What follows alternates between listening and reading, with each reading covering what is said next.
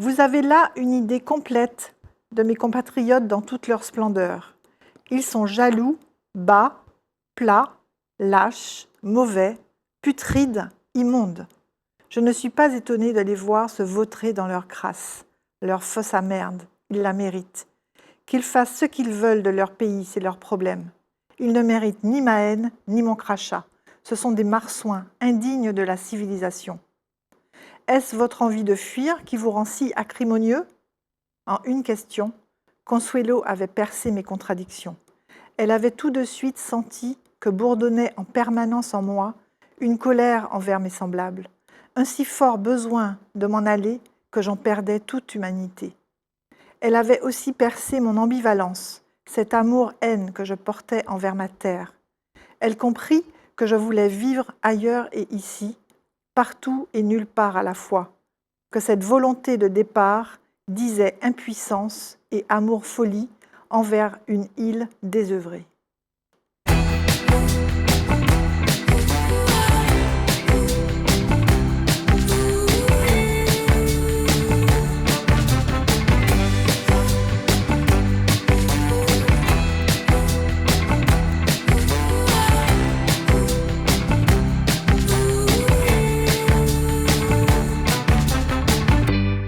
Bonjour à toutes, bonjour à tous. Bienvenue dans cette nouvelle émission Au gré des pages. Nous avons le plaisir et l'honneur de recevoir aujourd'hui Philomé Robert, journaliste et auteur haïtien. Philomé, bonjour. Bonjour Claire. Alors, vous nous présentez aujourd'hui votre dernier ouvrage, Vagabondage éphémère, édité à Caraïbes Éditions. Vagabondage éphémère, un titre très évocateur. Oui, alors très évocateur, effectivement, parce que je raconte l'histoire d'un type qui n'arrête pas de bouger et qui part de ce pays, Haïti, et qui vit une quantité d'aventures qui l'emmène un petit peu partout à travers le monde, et jusqu'à se clochardiser à un certain moment donné dans une espèce de quête qu'il fait, et puis il court après quelque chose qui lui a été volé, mais en arrière-plan, il y a toujours ce départ forcé. Voilà. Donc, et ces vagabondages-là racontent ça en quelques mots. On ne va pas dévoiler tout de suite l'histoire de l'ouvrage, et avant de poursuivre, on va s'arrêter un petit moment sur vous, sur votre parcours. Alors, vous êtes né en 1975 en Haïti. Vous avez fait des études de droit et de linguistique appliquée avant de devenir journaliste à Radio 2000 en Haïti, jusqu'à ce que vous soyez arrêté en 2001, un événement majeur qui bouleverse votre parcours. Est-ce que vous pouvez nous expliquer, nous raconter cet épisode et en quoi cela a marqué votre trajectoire ? Alors effectivement, j'étais journaliste en Haïti entre 1996 et 2001. Je travaillais pour une radio privée qui s'appelait Radio Vision 2000, qui s'appelle toujours Radio Vision 2000. Je faisais le journal du matin.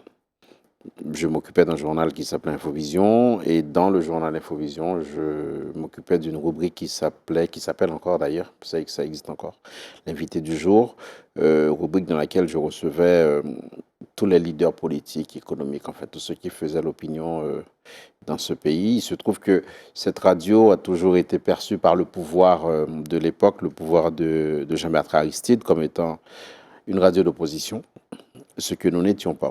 Et même aujourd'hui, plus de 20 ans après, je pense pouvoir le dire avec beaucoup de force. Et le 17 décembre 2001, il y a eu une soi-disant tentative de coup d'État contre le président Aristide. En tant que journaliste avec d'autres, j'essaie de vérifier la véracité de ces informations, vu que quelques mois plus tôt, il y avait eu les mêmes rumeurs et qui s'étaient révélées complètement fausses. Et mal nous en a pris parce que le pouvoir a lâché ses sbires après la radio, Vision 2000 bien sûr, mais également d'autres radios indépendantes. Et j'ai essuyé dans la rue une tentative d'assassinat. Je n'ai pas été arrêté. On m'a menacé avec une arme et on m'a obligé à crier « Vive Aristide, vive la Valace », le régime de l'époque. Suite à cette agression, j'ai pris refuge à l'ambassade de France, dans le centre-ville de Port-au-Prince, et l'ambassade m'a exfiltré à Paris un matin de décembre. Voilà comment je me suis retrouvé du jour au lendemain en étant parti travailler en exil en France.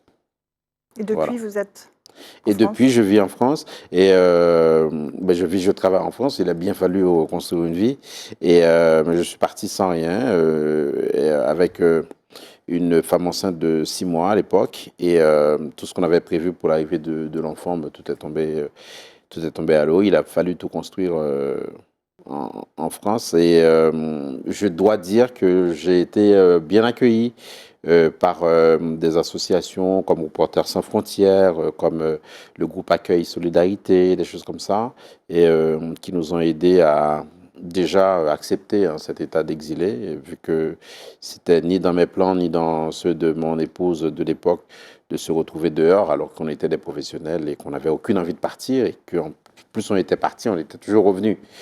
Voilà, donc de ce point de vue-là, la France a été formidable. Et puis j'ai eu la chance de continuer à travailler comme journaliste à Radio France Internationale.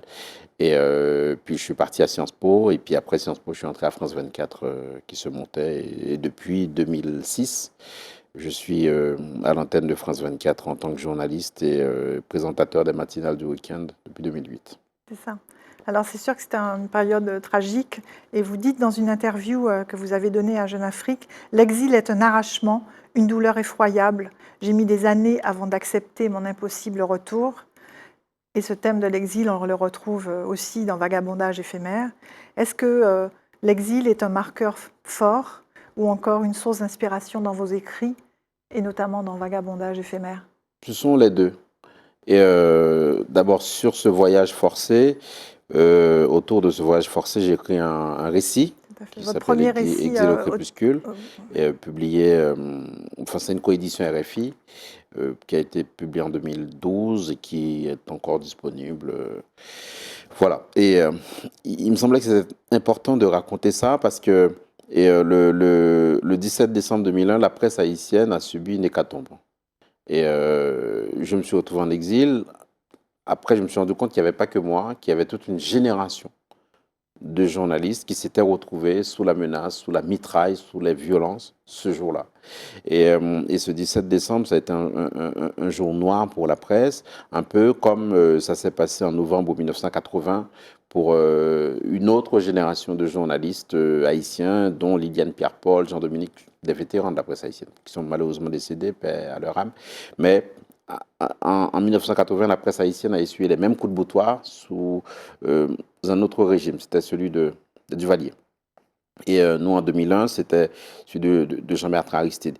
Donc, se retrouver comme ça, du jour au lendemain, arraché de sa terre, alors qu'on n'a rien demandé, qu'on faisait que son travail, et se retrouver dans une situation de voyage impossible et à vivre quelque part des humiliations, et lors même que ceux qui vous accueillent sont bienveillants. Et pour moi, ça devait être raconté. Et ça m'a assez marqué, profondément même. Et il y a eu le récit, bien sûr. Et puis, bon, quand il a fallu construire Vagabondage éphémère, c'est normal que la référence de l'exil me soit apparue. Peut-être par facilité, mais en même temps aussi, dans la mesure où c'est une histoire que je porte, pourquoi pas. Voilà. Après, c'est le roman qui fait son chemin. Il fait son travail. L'exil est effectivement présent, mais pas que. L'histoire est construite autour de Gabriel, qui est votre personnage principal, qui est un architecte haïtien, lui-même exilé. Et cette vie est très marquée par son enfance et notamment évidemment son éducation qu'il reçoit de son père et de sa mère. Son père qui est un homme taiseux, mais qui lui inculque très vite le goût du voyage, l'envie d'un monde d'ailleurs, l'envie de découvrir d'autres horizons. Il cite les trains qu'il voit passer, des trains de la compagnie sucrière d'Haïti qu'il voit passer et qui évoquent en lui beaucoup de souvenirs ou de rêves qu'il partage avec Gabriel. Est-ce que le voyage n'est pas aussi le fil conducteur de cet ouvrage ? Totalement, parce que Gabriel ne s'arrête jamais à un point précis, parce qu'il faut absolument qu'il bouge. Et son père lui a appris le goût du voyage, mais également quelque part le refus de la médiocrité. C'était très important pour ce père-là de transmettre à ce fils cette espèce de volonté de toujours refuser la médiocrité et tout ce qui est ordinaire, tout ce qui se fait, tout ce qui fait s'encrouter, s'encrasser. Et donc le père lui a passé ça et la mère aussi lui passera peut-être encore plus parce que là pour le coup ça sera une floraison d'excitation, d'envie, de voyage. La mère quelque part c'est une poétesse qui s'ignore, mais c'est Ouais. une bonne vivante en tout cas. Oui, effectivement, elle a le goût de la liberté et elle lui donne le goût de vagabonder. Et Totalement. elle l'invite et elle l'exhorte même sur son lit de mort, si je vous cite, vagabonde. Donc c'est la mère qui parle à Gabriel. Vagabonde, beaucoup, loin, mais n'oublie jamais de réfléchir à la bêtise des hommes. Méfie-toi de la vie, vis sans t'arrêter. Et en fait, est-ce que ce goût pour vagabonder qu'elle lui exhorte n'est pas lui-même un goût pour le voyage, en fait, une sorte de voyage, voyage à travers notamment toutes les femmes qu'il va rencontrer? Ben, je dirais, maintenant qu'on en parle, que la transmission maternelle et paternelle se complètent en fait. Absolument. Et j'ai essayé de construire ce personnage autour de ça. Peut-être parce qu'il fallait un socle, il fallait un ancrage, un environnement. Euh, Évidemment, les parents connaîtront des fortunes diverses, Mhm. mais ce qu'ils auront passé à Gabriel lui laissera un souvenir quelque part indélébile et ça le triturera en fait et ça lui permettra de vivre sa trajectoire tout en errance Absolument. En errance, où il rencontre des femmes qui le font voyager, des aussi. femmes fortes, fulgurantes, exubérantes pour certaines, venant d'ailleurs. Il y a beaucoup de personnages féminins autour de Gabriel. Est-ce que vous pouvez nous les décrire, nous les raconter? Alors en un mot, c'est l'histoire de Gabriel peut-être, mais Gabriel ne serait rien sans ces femmes-là. Et Ça. on a parlé de la mère qui s'appelle Héloïse, qui s'habille toujours avec des couleurs vives, une espèce de strie sur pattes. Oui, c'est ce que vous dites, effectivement. Voilà, et il y a aussi un personnage, Maricia, une marchande de café qui est amoureuse du père et qu'on retrouvera un peu plus tard, mais dans des situations totalement différentes de celles dans lesquelles on l'a connue. Une Il y a bien prêtresse sûr vaudou. Consuelo, la femme qu'il rencontrera devant une ambassade, et qui est une artiste Mhm. et qui est artiste peintre et qui essaye de faire vivre son mal-être dans la peinture. Il y a Meredith, qu'il va rencontrer aussi, une femme amatrice de talons hauts, de stiletto et de cuba. C'est ça. Et parce que elle vient aussi d'ailleurs, mais elle est en exil quelque part par rapport à son autre pays, on ne dira pas lequel. Oui. Et donc, c'est effectivement une histoire de femmes et de polyamour, comme c'est écrit sur la 4e de couverture. Mais les polyamours dont on parle ne sont pas forcément les premiers auxquels on pense immédiatement. Bien entendu, il y a cet entrelac de chair, des choses comme ça. Mais il y a aussi d'autres sources d'amour, en fait, et, Mhm. dans le livre. C'est l'amour du pays, c'est l'amour des racines, c'est tout ça. Absolument. Hein. Absolument, on va y venir. Mais quelle est cette place du féminin, en fait, autour de Gabriel? Est-ce que c'est juste un vagabondage ou est-ce qu'au contraire, c'est plutôt un ancrage qu'il recherche? C'est une place centrale. Et le féminin a une place centrale dans le livre. Et d'autant plus centrale que, au bout du bout, maintenant qu'on en parle, c'est le féminin qui décide dans Mhm. cette affaire. Parce Oui, que notre ami, il est un peu ballotté, c'est ça. baladé au gré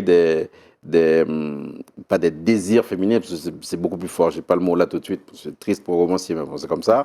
Et il est baladé par le féminin. Il aime ça aussi, soit dit en passant.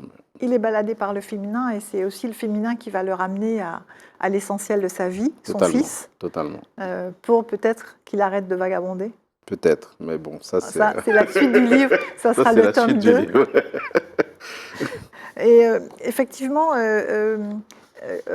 la violence que traverse Haïti, la violence permanente de la société haïtienne qu'on retrouve hein, tout au long du livre, dans les rapports d'individus, en fait, Haïti et toutes ses composantes. Est-ce qu'en fait, ce n'est pas le personnage principal de votre livre? C'est une très bonne question. Et travaillant le texte, je savais qu'il y aurait une espèce de toile de fond permanente qui serait Haïti. Maintenant, quelle serait sa place exacte en termes de narration? Est-ce que j'en faisais un personnage à part entière, un peu comme dans les prosopopées où on donne la parole à une entité matérielle? J'y ai pas pensé.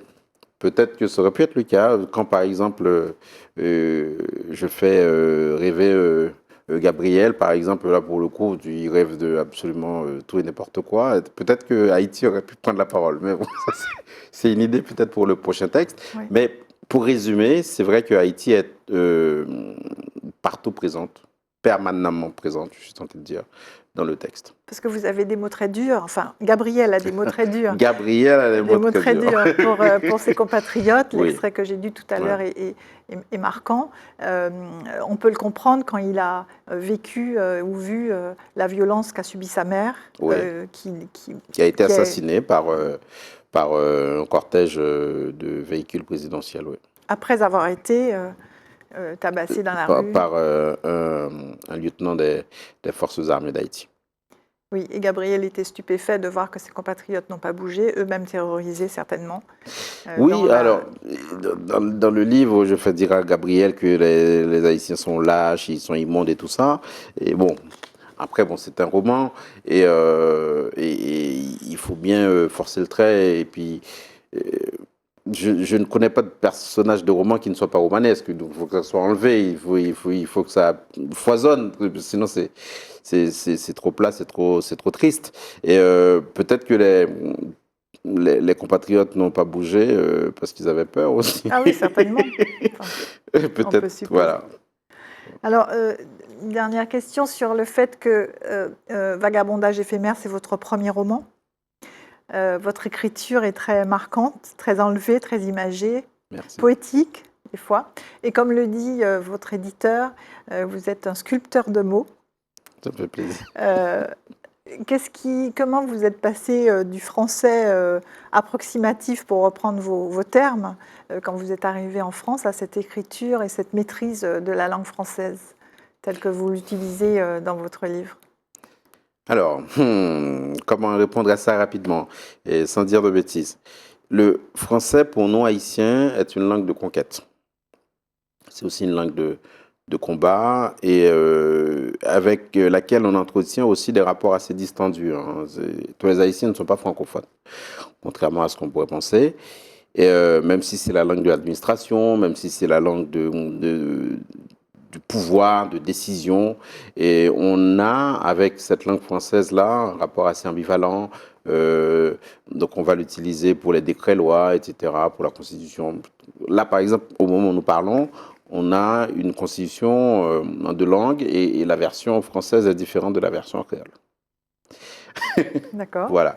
Et c'est toute l'histoire, en fait, de la langue française avec Haïti que nous avons emprunté et gardé précieusement des colons français et que nous avons transformé au point de...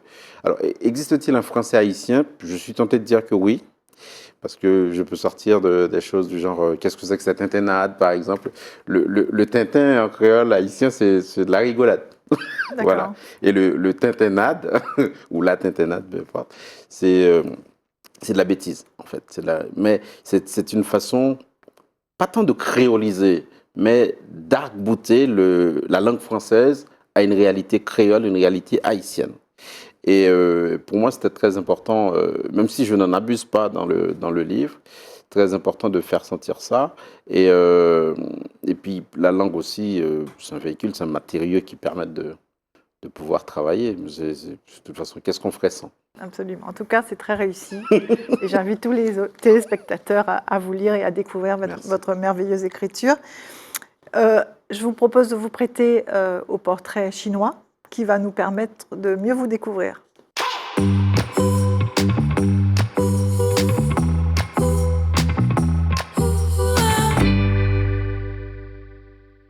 Si vous étiez une couleur, laquelle seriez-vous?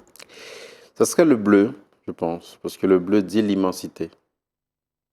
Si vous étiez une chanson, Ça serait Imagine de John Lennon. pourquoi? Parce que c'est une chanson qui dit l'humanité est dans ce qu'on voudrait qu'elle soit, à savoir belle, ouverte, accueillante et regardant l'avenir avec foi, même si on a quelques inquiétudes. Si vous étiez un pays, Haïti. Haïti. Ah bah, Je quelle vous question. entendais la perche pour voir ce que vous alliez répondre. Si vous étiez un plat cuisiné, Alors, rapidement, ça serait un plat haïtien, du riz blanc, un velouté de haricots rouges ou blancs et des légumes écrasés. On appelle ça riz, sauce pois, légumes. vous nous ferez découvrir. Et c'est très très bon. Si vous étiez une ville, Port-au-Prince. Port-au-Prince, et une saison, L'été. L'été, mais en même temps, alors j'ai pas droit de réponse, mais bon, par esprit de contradiction, je serais tenté de dire l'hiver. Parce que quand même, depuis 22 ans, là, j'en subis, alors que j'ai pas choisi, mais bon, il faut bien vivre avec son espace. Mais finalement, l'été, parce que ça permet, sans enfoncer des portes ouvertes, beaucoup de folie. très bien. Et si vous nous présentiez votre coup de cœur littéraire, je vous propose de passer à la rubrique des coups de cœur. D'accord.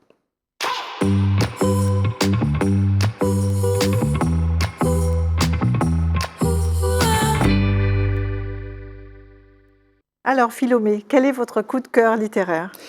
Je suis tombé sur un texte formidable et je m'en veux de ne pas l'avoir lu plus tôt. C'est Amour, colère et folie d'une romancière haïtienne qui s'appelait Marie Vieux-Chauvette. Et ce texte-là, en fait, c'est trois textes en un qui disent toute la violence d'une époque, celle du duvalierisme conquérant, triomphant, mais également mortifère. Et ce texte est sorti en 1968, soit 11 ans après l'avènement de François Duvalier au pouvoir. Et il a tout de suite été interdit.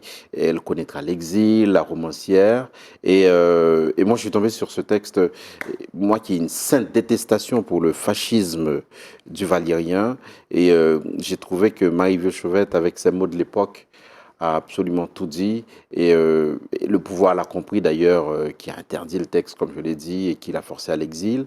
Et pour moi c'est un travail qui est même datant de très longtemps, en résonance avec l'époque parce qu'aujourd'hui ce que nous sommes en train en Haïti de vivre avec ce qu'on appelle les gangs, mais qui sont en fait des organisations terroristes criminelles fascistes, ces groupes-là sont représentatifs de ce que savaient faire Duvalier et les tontons Macoute. Et il me semble que Marie Vieux-Chauvette, si elle avait vécu, elle raconterait ça formidablement bien aujourd'hui. Voilà, c'est ça mon coup de cœur.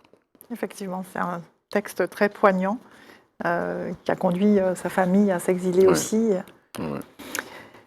Alors moi, je vais vous parler de mon coup de cœur qui est certes intéressant, mais beaucoup plus léger. Ah, il en faut. Absolument. Qui est des albums jeunesse réalisés par une jeune autrice, illustratrice, qui s'appelle Jade Amaury, qui a fait une série d'ouvrages, d'albums, pour faire découvrir en fait les lieux et les paysages de nos îles, donc la Martinique, mais aussi la Guadeloupe, Marie-Galante, la Réunion, à travers une petite histoire, l'histoire de Noémie qui se balade dans ces lieux. Et donc, en fait, elle donne à voir les lieux et les paysages et les monuments de nos îles de façon très imagée. Alors, on dit album jeunesse, mais en fait, c'est fait de façon tellement ludique et tellement jolie que c'est aussi tout à fait bien pour les adultes, pour tout le monde, parce que ça permet de connaître. Et pour les enfants, en fait, ça leur permet de découvrir la lecture à travers un environnement qui leur est familier. Donc, c'est très, très amusant, très joli. Et elle a décliné cette série avec des albums à coloriage et aussi des livres puzzle pour les plus petits. Okay. Donc voilà, c'est mon coup de cœur du moment et j'invite vraiment à découvrir cette série pour ceux qui ne la connaissent pas encore. Merci, j'ai hâte de. Je crois que vous connaissez d'ailleurs Jade. J'ai eu l'occasion de la rencontrer une fois en Guyane. Oui, parce que vous êtes édités tous les deux chez Caraïbes Éditions. Exactement. Absolument. Alors, on va découvrir aussi le coup de cœur d'une jeune qui s'appelle Laurie et qui va nous expliquer pourquoi elle aime son livre. D'accord.